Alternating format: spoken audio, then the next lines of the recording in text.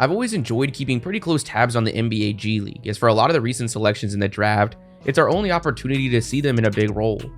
On draft night, there's always a ton of optimism surrounding the selections making an impact with their teams immediately, but for most of the selections, it's a long journey to consistent minutes in the league. And while most of the time, the very top selections in the draft are immune to the roadblocks in the way of getting minutes on the court, that isn't always the case.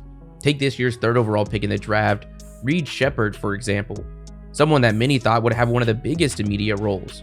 He was coming off one of the most efficient freshman seasons in college basketball history, which he followed up with performances in the summer league that started a lot of conversations about the decision by the Hawks and Wizards to pass on him. To get an idea of just how much widespread confidence there was in him coming into the year, by tip-off of the opener, he sat with the second best odds to win the Rookie of the Year award. Jumping forward to today, however, he's completely out of those conversations. He's appeared in 40 games, but for an average of less than 12 minutes. In that time, we also haven't seen much. He's averaged less than 4 points, shooting 31% from the field. Now, while that production is definitely not what you want to see, it's hard to judge with where he is in Houston's rotation. The Rockets have been one of the biggest surprises of the year. They're 13 games above 500, currently sitting as the 4th seed in the West. Their goals for this season have quickly changed. They have no reason to force their top rookie onto the court. They started to go in favor of veteran Aaron Holiday for those guard minutes off the bench. In the month of January, Sheppard only appeared in 3 games for a total of 16 minutes. So most of his action actually came in his few appearances in the G League. The first of which looked like a statement that he didn't belong here. On the horn, Sheppard, a 3! Goes to Sheppard, that's the screen for the 3. Sends it out for Sheppard, a 3! Every time the Vipers hear Sheppard, a 3! Oh no, here's Sheppard, 3, Sheppard again. Sheppard, another 3, and got it! In 36 minutes, he went out and dropped 49 points, 6 assists and 5 rebounds, knocking in 17 of his 33 shots and 8 of his 19 three-pointers. His second performance wasn't nearly as impressive, scoring 19 on just 5 for 16 from the field, but he then closed out his G League stint strongly, dropping 24 points on 9 for 17 from the field, 4 rebounds, and 9 assists to just 1 turnover. With what we've seen from him between college, the summer league, and now the G League, there really isn't much room to lose confidence in him being a big part of what looks to be a really bright future in Houston. We've got March Madness around the corner, then the NBA playoffs, so I'm definitely going to be locked in, cooking up entries on today's sponsor, Prize Picks. Prize Picks is super simple. It's a sports pick'em platform where by just choosing more or less on pretty much any stat from every sport, you can now win up to 1,000 times your entry. For my latest entry, I went with more on Jason Tatum assist, then I comboed Siakam assists with Miles Turner threes, then I took the more on Maxey points and the less on Embiid PRA. Now, one of their new features I've been having a lot of fun with is their live squares. Even when the games have already tipped off, it's not too late to put together an entry. If any of this sounds interesting to you guys and you want to check out Prize Picks, I've got a pretty cool promo for you guys. If you sign up with the link in the description and use the code JIMMER when you sign up, after you play your first entry of at least $5, they're going to hook you up with $50 instantly. Thank you, Prize Picks, for sponsoring today's video. Now, this season, we've seen a pretty good amount of top picks spend at least some time in the G League. The Hornets' 6th overall pick, Dejan Salon, who so far has struggled to get things going offensively in Charlotte, had a 4-game stint in the G League at the end of January. Unfortunately, though, the story wasn't much different there. Across his 4 games, he averaged 14 points and 8 rebounds, shooting 39% from the field and 26% from 3. The Timberwolves' 8th overall pick, Rob Dillingham, is starting to see a bigger and bigger role in Minnesota, an uptrend that almost directly lines up with his return from 2 games in the G League. Interesting, considering his time there didn't go incredible. He averaged 20 points, 6 assists, and 7 rebounds across the 2 games, but shot just 32% from the field and a combined 1 for 12 from distance. The 10th overall pick by the Jazz, Cody Williams, has had a rough start to his NBA career, to say the least. In the 20 games he's played with the main roster, he's averaged less than 4 points, shooting just 30% from the field and 24% from 3. That is translated to the 2nd worst effective field goal percentage in the entire league and the 2nd worst net rating. His time in the G League hasn't gone all that much better. He's played in 11 games, averaging 17 points, 4 rebounds, and 3 assists, but has shot just 37% from the field, 28% from 3, and only 68% from the line. The 11th overall pick by Chicago, Matas Buzelis, was one of the hottest rookies going into the All-Star break. His role skyrocketed after the deadline, and so far in February, he's been averaging 15 on 60-40 splits. It doesn't look like he's going to be heading back to the G League anytime soon, but he did make a couple appearances earlier in the season.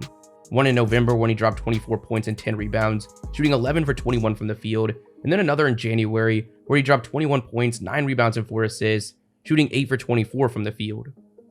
The Kings' 12th overall pick Devin Carter actually played in the G League this season before the NBA, the final step of his rehab after missing the beginning of the season recovering from injury. His first game in the G League went about as good as you could hope for. He dropped 29 points, 8 rebounds, and 3 assists, shooting 11 for 18 from the field and 6 for 9 from distance. He followed that up with 17 points, 12 rebounds, and 7 assists before being called up to the main roster. Since then, even after trading away De'Aaron Fox, there hasn't been much of a role for him yet in Sacramento, and so recently he went back to the G League where he once again stuffed the box score. He came just 2 assists shy of a triple-double, dropping 29 points, 11 rebounds, and 8 assists.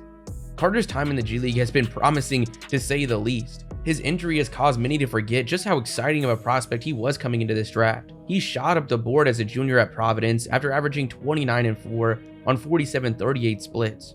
He then went on to put together one, if not the best all-around performance in Combine history. He's an elite athlete with elite production both in college and now the G League. We've yet to see much in the NBA so far, but considering it's been just over a month since his debut, there's a lot of room for Sacramento fans to be hopeful. Now there's a ton of guys from this rookie class that have made appearances in the G League so far, so now that we're out of the lottery, we're just going to go over some notable performances. One of which is Terrence Shannon Jr., the 27th overall pick by the Timberwolves, who's potentially been the most impressive rookie so far in the G League. In his 4 games, he's averaged 37 points, 5 rebounds, and 3 assists, shooting 53% from the field and 36% from 3. He's dropped at least 30 points in each and every one of those 4 games. It's clear that he's just way too talented for the G League. He's completely unstoppable going downhill, both in terms of finishing and drawing contact. We saw that a year ago at Illinois, where he was one of the best players in the entire country. We've yet to see much at all from him at the NBA level, and unfortunately, that's probably not changing anytime soon. Minnesota has high goals for this season, and so many of their bench minutes are taken up by the trio of Naz Reid, Dante DiVincenzo, and Nickeil Alexander-Walker. Add on the fact that there are some serious questions about Shannon's ability to fit into an offense where he isn't featured really heavily, and you get a pretty good idea of why, despite the G League dominance, there still hasn't been a ton of opportunity yet. The Cavaliers' first-round selection, Jalen Tyson, has also really impressed in the G League. Across 5 games, he's averaged 19 points, 9 rebounds, and 5 assists, while shooting 41% from distance. Unsurprisingly, we've seen a big uptick in his role since he's returned from the G League. It's starting to look like the number 1 seeded Cavaliers hit on this selection, a scary sight for the rest of the league. Then going into the second round of this draft, we've seen some really impressive G League production. The Grizzlies' second-round selection out of UConn, Cam Spencer, put together one of the best games in G League history. Spencer played a couple games with the Memphis Hustle in November. He dropped 16 points, going 6 for 13 in his debut. He followed that up with 19 points, going 7 for 14, but then on December 2nd, he caught fire. Hopefully they all went to him and asked for more games. Kawamura missed, Spencer leading the break. He'll pull up for a 3. Spencer open for 3. There! Spencer from deep. Spencer, fake, now. Spencer trying to... Spencer. Yeah, he's going to pull. Oh! Here's Spencer. Got it! Oh! He dropped 51 points, 6 rebounds, and 3 assists. Now, dropping 51 points is crazy, but how he did it is even crazier. Spencer only attempted and made a single free throw, and despite that, scored 51 on just 24 shots. He went 18 for 24 from the field and 12 for 15 from 3. Then there's Antonio Reeves, the 47th overall pick by the Pelicans, who was coming off a senior season at Kentucky, where he averaged 20 points on absurd efficiency, 51% from the field and 45% from 3. So far, that success has carried over into the G League. In his 9 games, he's averaged 25 points, 6 rebounds, and 2 assists, shooting 48% from the field and 42% from distance. Given where New Orleans is in the standings, hopefully, we're going to get to see a lot more from him with the main roster to close the season. Now, a rookie that's really taken advantage of his opportunity in the G League is the 52nd pick by the Warriors, 7-footer Quentin Post. He played in 17 games, averaging 19 points, 10 rebounds, and 2 assists, shooting 51% from the field and 34% from 3 on over 6 attempts a game. You don't see that kind of volume beyond the perimeter from a 7-footer very often. It was really only a matter of time before he got his chance in the league, and since making his debut at the end of December, he's been playing pretty well with the Warriors.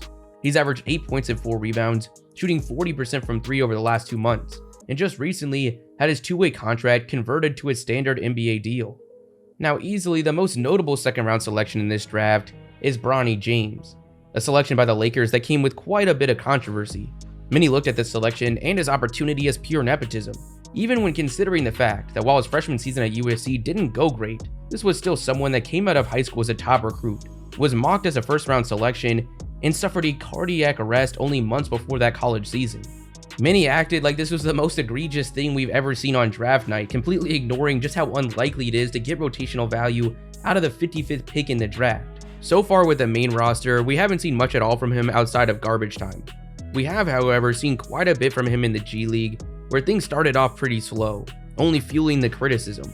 He scored just 6 points, going 2 for 9 in his debut. He then followed that up with just 4 points on 2 for 10. But since then, things have really started to pick up, and suddenly, a lot of people have gone quiet. James down the paint! Bronny James!